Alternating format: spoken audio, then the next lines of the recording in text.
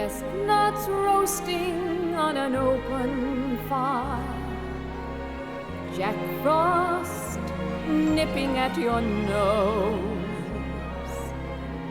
Yuletide carols being sung by a choir, and folks dressed up like Eskimos. Everybody knows a turkey and some mistletoe help to make the season bright. Tiny tots with their eyes all aglow will find it hard to sleep tonight. They know that Santa's on his way. He's loaded lots of toys and goodies on his sleigh. And every mother's child is gonna spy to see if reindeer really know how to fly. And so I'm offering this simple phrase to kids from 1 to 92. Although it's been said many times, many ways, Merry Christmas to you.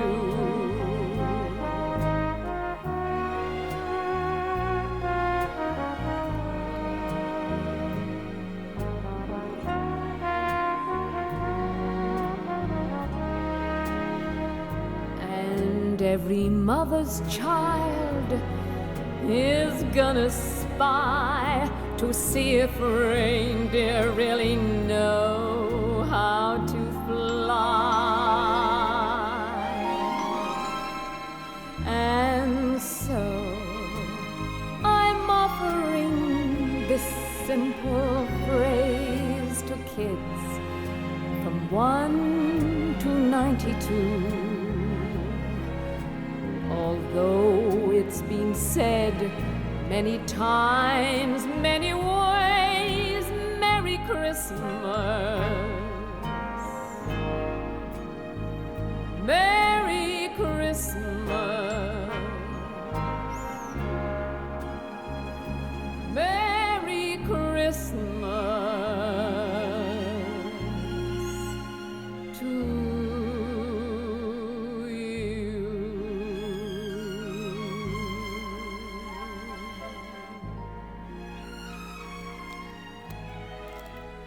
Well, howdy, Pie Pals. Ho, ho, ho, ho. Merry Christmas. Well, how are y'all doing?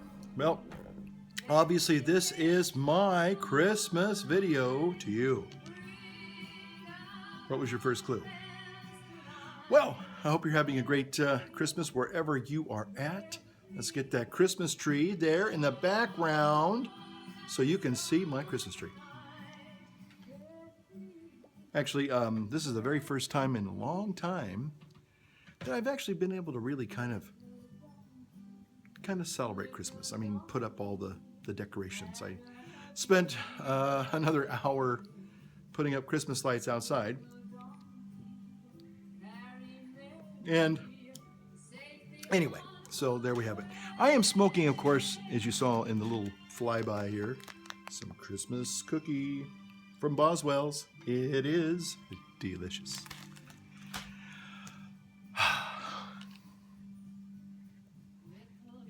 Yeah, I'm smoking my old Pioneer Calabash. And I'm smoking using my tamper from a wonderful Christmas gift many years ago from Herminator, and wishing him well. And I'm going to try and do some shout outs here. I'm a little reluctant to do shout outs these days because I have a lot of people making nice comments.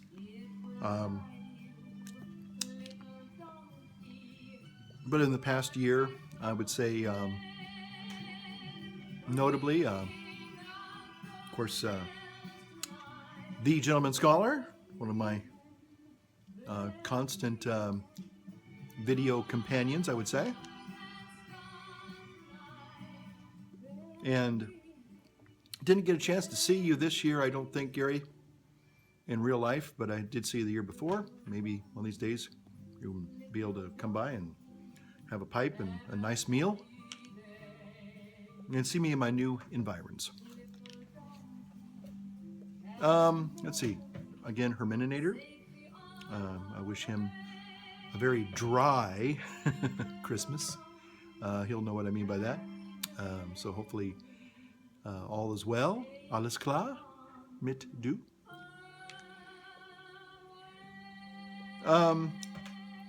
You see Yogi Experience, another of my friends in Deutschland. Thank you, Yogi, for your comments. Mouse Bear, Bear Mouse, Mouser Bear. Pfeifenleben, Leben Pfeifen. Let's see, Michael Gallus. I think Michael sent me some rope tobacco and a couple other little goodies once, and still enjoying those. Also, as I'm kind of doing my little shout outs here, I wonder if anybody has been able to identify this wonderful female singer. And I will tell you that, believe it or not, she is still alive, although she is quite advanced in years, but she is still, up until recently, still even singing. And of course, I'm talking about the incomparable, inimitable Dame Vera Lynn. That's right. I've heard some songs of hers in the past, but I downloaded a Vera Lynn album. I think I was just making some background music and I needed a song, and I thought, oh, this looks interesting. I'll go ahead and download the album too. Anyway, long story short, about a week or 2 weeks ago, I was driving to a beautiful drive on Highway 70. We're driving a motorcycle, maybe it's Santa. And just absolutely fell in love with a lot of these British World War II love songs. Just really, just beautiful music. I mean, great music, lyrics, melodies, and although some of the tunes or the pieces I've heard performed by other artists, there were many that I had never really heard before, and I just absolutely fell in love with Vera Lynn. So, have a Vera Lynn Christmas this year. Let's see, Grandpa Cavendish, good old Smiley Ed, who sent me the Innerdale Flake. I was going to send that to one of our YouTube pipe pals. I'm not going to mention his name but he knows who he is. I mentioned that I was probably going to send him some, and then I realized every time I try and send the actual tin, because part of the charm for me in pipe smoking and buying tobaccos are the tins. I like the tins, especially things like Squadron Leader and Old Ironsides, and I haven't had a pipe in a while. And I'm really enjoying it. Today is technically my day off. The last 2 days off, last 2 weeks, I basically put up nativities and went out and heard confessions, which is great, wonderful, love doing that.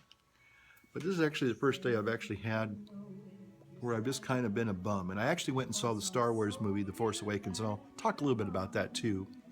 And my resolution, yes! We're talking ketogenesis here. We're talking it's a keto diet for a whole year, starting now, right now. A guy named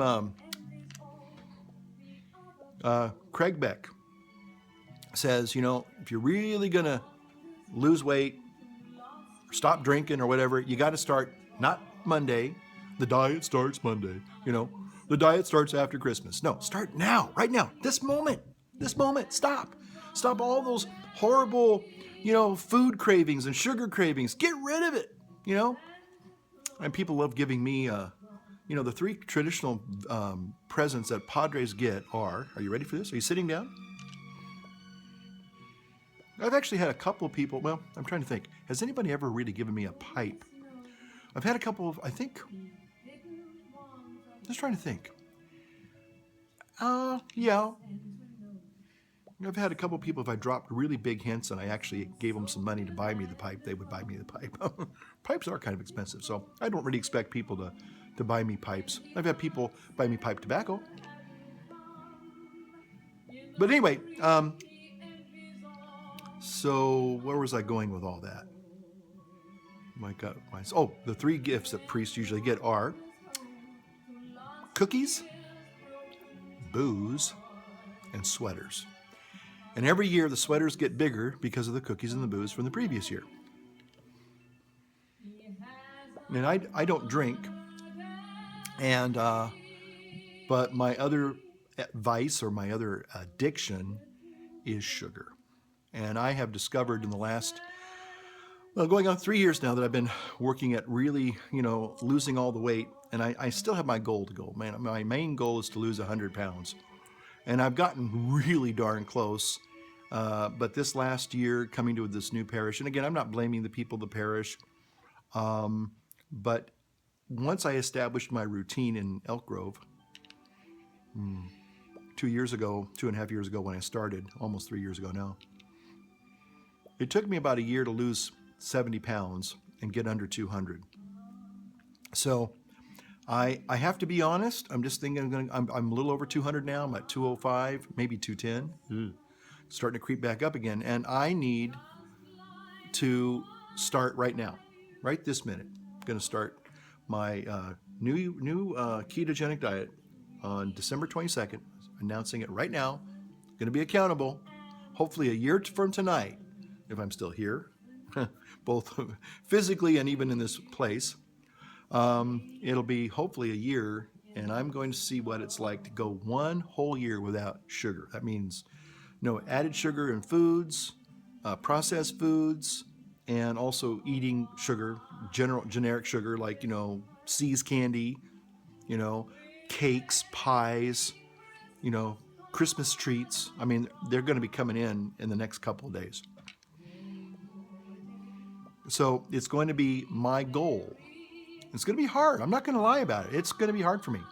But I need to do it. I did almost 3 months of the ketogenic diet starting in September, and I went all the way to my birthday. So I did like 2.5 months. So I almost got 3 months.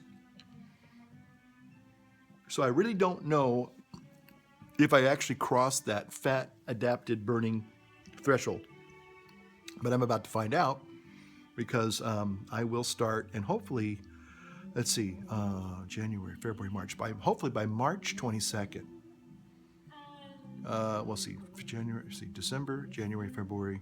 Yeah, March 22nd, let's hope that I will actually cross that first threshold and just see, hopefully. But I do know that when I stop eating sugar, I got it in my house, it's an addiction for me. But when I stop eating it, I start noticing some awesome things. But it takes a while. See, that's the thing about the ketogenic diet, and this is why I don't want to shoot myself in the foot anymore. I'll get a few days of ketosis, and then somebody will bring me a treat, like a box of See's candy, or a delicious chocolate cake, or luscious pie, apple pie,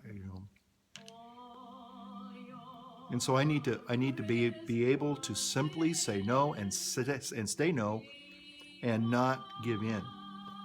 Now I think I can do it. It's not going to be easy for the first couple of weeks, couple months, but once I get over that little threshold, I found that it was pretty easy. In fact, I had a little bit of a hard time breaking my ketogenic diet when I went on my birthday, because part of me said, gosh, you're so close to that 3-month mark, and I thought, yeah, but it's my birthday, and so this will hopefully be a really good test. Go through the holidays now, the true holidays, Christmas and New Year's. without indulging, without doing any treats. Now, I can still have what I call paleo treats. Now, I'm not talking about, they tell you don't try to do the coconut flour and the almond flour and make treats because you're still going to be doing sugar. But I'm talking about just the food that I enjoy eating is a treat. So when I'm eating really good food, which I like, and I'm fortunate, I like vegetables. I like Brussels sprouts. I love broccoli. I love cauliflower. I love asparagus. Okay, all these are cruciferous vegetables. I like kale. I like green leafy vegetables. I don't have a problem eating good vegetables. I mean, I've never have. My only problem is trying to prepare food, and I know I did this 2 years ago when I really started losing the weight really fast. And that was I pre-made my meals. So I think what I'm going to do is maybe even tomorrow, start making my meals, and that way they're ready to go. That's a real key in staying successful on a diet, on a healthy lifestyle, I should say, not diet. Oh, diet actually does mean lifestyle. And there's in Greek, it's from the Greek, so dieta, which means a lifestyle. So anyway, so I was talking about people. Watch the video, watch my channel from time to time, leave comments. I still have an APB out there for the Theobacchus. I sure hope Eric's okay, him and his family. They probably moved to some other remote part of the world, and he always seemed to be always popping up in these really exotic places. So Eric, if you're watching, all the best to you, my friend, you and yours. David, dear David, my du friend, yes, alles klar mit du. I hope you're all right. Frohe Weihnachten. Thank you for your CD you sent me earlier this year. Thank you very much. Or sent it back in September. Loved it. Red Man or something like that. Loved it. Great. David is an accomplished musician and a conductor. He's my favorite Kapellmeister.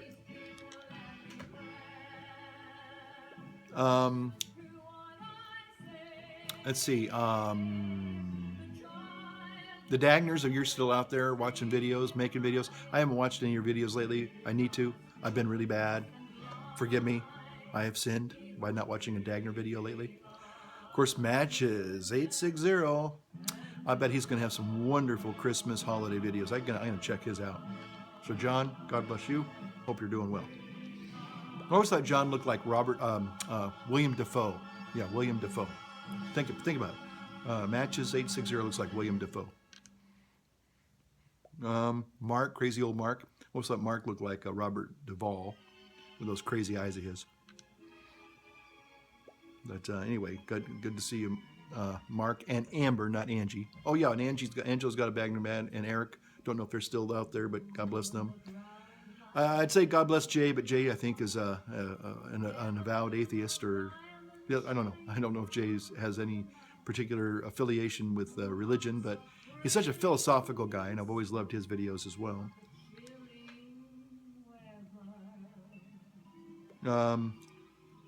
Let's see. Perola, my Swedish friend, who's also in the LCHF community, low carb, high fat. He and I are both big fans of Dr. Andres Einfeld. I love that guy. He's great. My friend Chris, pipe monk from India. Hope Chris is doing well. I got a little message from a guy named Bryce. He's from Scotland, lad. And I was going to tell Bryce that he might be interested in a guy named Dom Bauer, who's also from Scotland. I think he's from Glasgow. Interesting guy, although Dom, I don't think appreciates me being commenting on his channel when he found out that I was a Catholic priest. I think he didn't like that. So, I mean, it's okay. It takes all kinds. But anyway, I still like Dom Bauer's videos. I haven't watched him in a while either, but he's a guy who's lost a lot of weight. Has a lot of really wicked humor, subtle, dry humor when he does critiques of crazy vegans like Vegan Gains and Freely the Banana Girl and Durian Rider. He loves taking after those guys when they do stupid things or say stupid things. Anyway, I like his videos, and he actually has some gorgeous videos. He does these runs called adventure runs, and he's run along all these different locks and forests, and just crazy guy. But I love his videos. They're just beautiful. And he looks like a really nice guy, probably in real life, but I think he has some strong opinions, as we all do, and that's okay. But Bryce asked me a question. He says, "What is your interest? What spurs or prompts your interest in Scottish things?" He goes, "I've seen your videos, and you have a Scottish room, and you've got a Scottish Santa." Probably saw him over there. Maybe I panned on him when I was doing my little Christmas intro.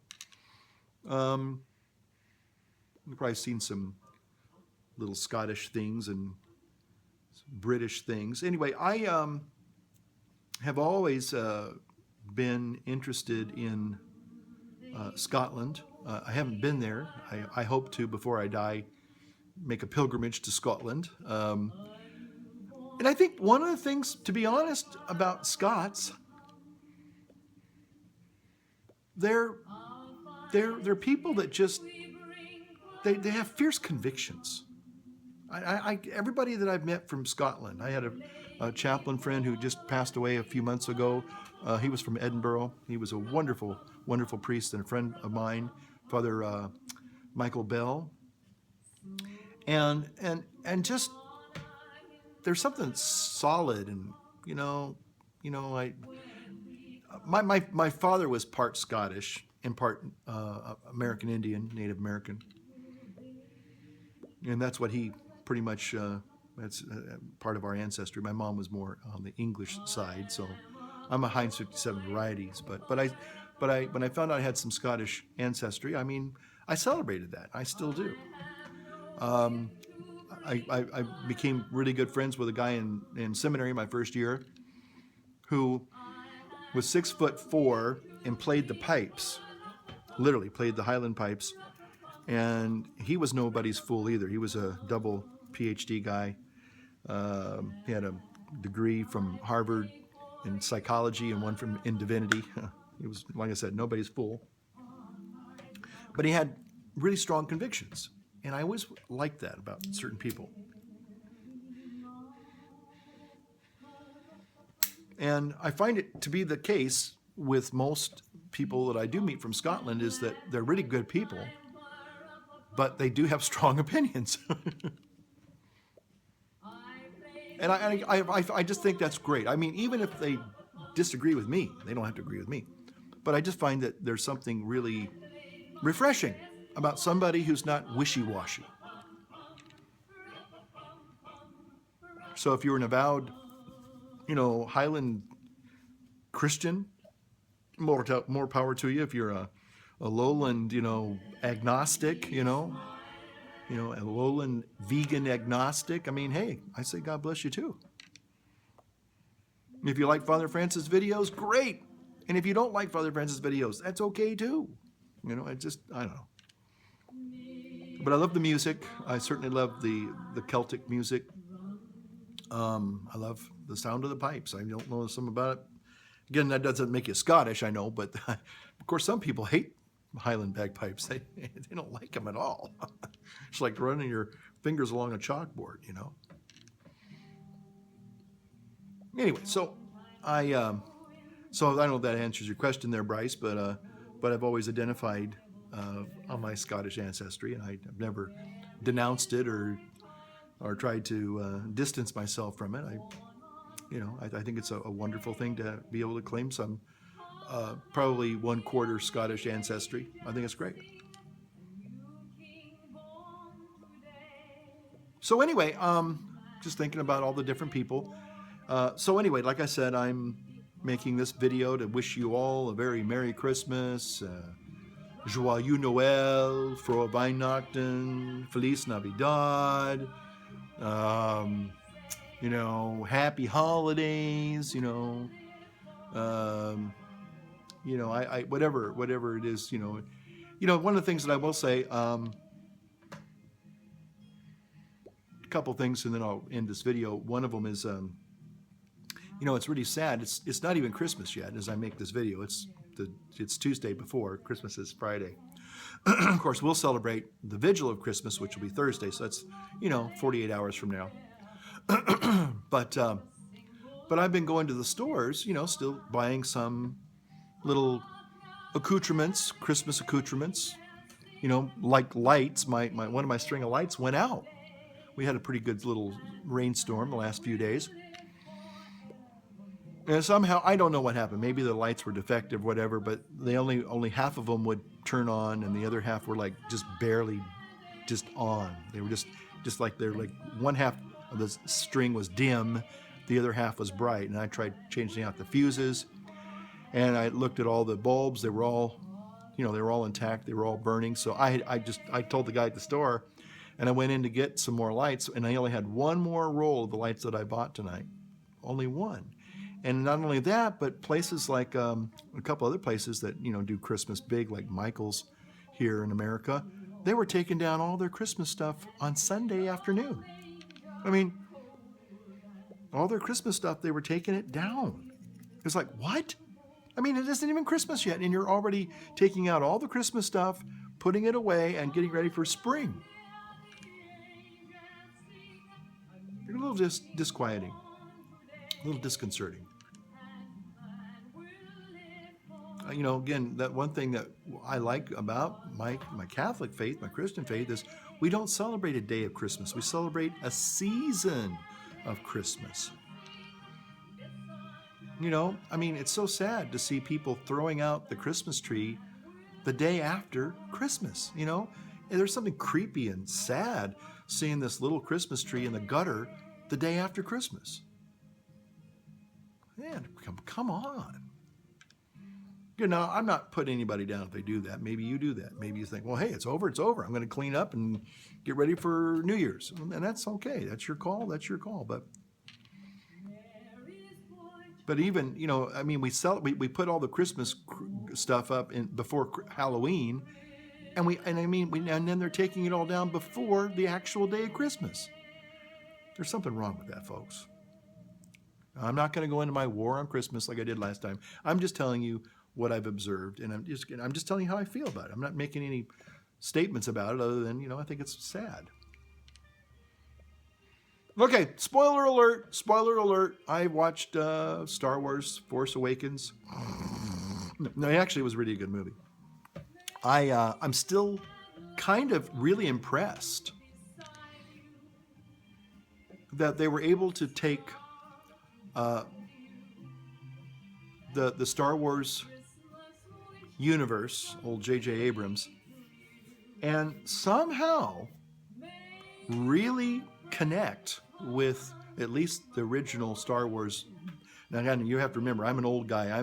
I'm like, the one of the things I like about this Star Wars is you get to see all the original, well, not all the original actors, but most of them.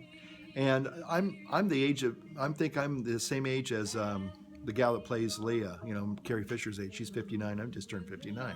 I'm old. So it's kind of nice to see these characters, kind of be resurrected or, get a second chance. And so what I was going to say was a lot of times with sequels, they're just terrible. They're just a real disappointment because they don't there's no real connection. There's just a formula that they throw together and throw some action scenes in there and put some dialogue together and call it a movie, and it's like, Now, again, I'm telling you that if you go see it, you're probably going to like it. I will say that. And I like how they actually did bring in the older characters, and they really made it work. Because sometimes when you try to do little cameos of an older generation like Star Trek. You bring in, William Shatner. And, late, great DeForest Kelley and late, great Leonard Nimoy. And some of those things worked. And then some of them were just, a little tip of the hats to those older actors. I hate to say it. And it was cute and fun, but it really didn't have a whole lot to do with a really good telling of a story. I'm not ragging on the Star Trek movies. I mean, I love them all. Some of them are campy and corny and silly and goofy and, but I like them. Captain, there be whales here. Okay, that's for you, Bryce. Okay. Mr. Scott, you can't mix matter with antimatter. Captain, it'll should blow up. The right tools for the right job. The right tobacco for the right pipe. Anyway, so I'm just telling you that it was really a good movie. I'm just kind of like still thinking about it because it's like, well, they really did a good job. And, joining those two thematic elements of those two films. I mean, one was made like 40 years ago, 35, 40 years ago.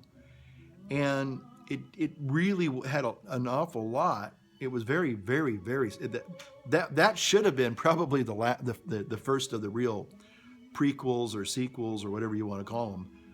But anyway, it took a while to get it right, I guess. But hey, all I'm saying is that, it really worked and it was a good story. So if you get a chance to go see it, I recommend it. Out of 5 stars, I give it 4.5 easily. I'm just trying to think what made it maybe not totally 5. It's hard. I mean, I saw it in 3D, by the way, too. Maybe that was where I was kind of like, I like special effects, don't get me wrong, but I don't like to be wowed by a special effect when then I sit there and go, that was a cool special effect. I shouldn't even be thinking about it was a cool special effect. I should just be going, that's interesting. Now, where's the character going now? What's the plot going to do now? But when I start really looking at a special effect, especially with the 3D, there were a couple of times where you could like reach out and touch a starship, or there were some sparks that were flying off of the sabers, the lightsabers, and you're like, oh, So I mean, and some of that stuff was fun, but I think in some ways, even though it was interesting and I would say entertaining, it kind of took a little bit away from the story. And as George Lucas would say, a special effect that does that really is not helping the story. So anyway, there you have it. Hope I didn't do any spoiler, didn't ruin it for anybody, but I would say if you get a chance to go see it, you will enjoy it. You certainly will. If you loved the original Star Wars and you're my generation, you will not be disappointed at all. No, you will say, wow, they did a really good job on that. Well, guys, gals, again, I would like to wish you all a Merry Christmas, or a Happy Hanukkah, or, Festivus for the rest of us. I don't know. I mean, I guess that's the Seinfeld thing. I never really watched Seinfeld. I can't claim to be a Seinfeld person, so. Okay, well, my music ran out, so I think it's time for me to run out and maybe put up some more Christmas lights. So light up your Christmas and light up. Go ahead and go have a wonderful Christmas pipe. And the only thing that would make a Christmas pipe even better is having a Christmas pipe with a friend. Okay? Merry Christmas.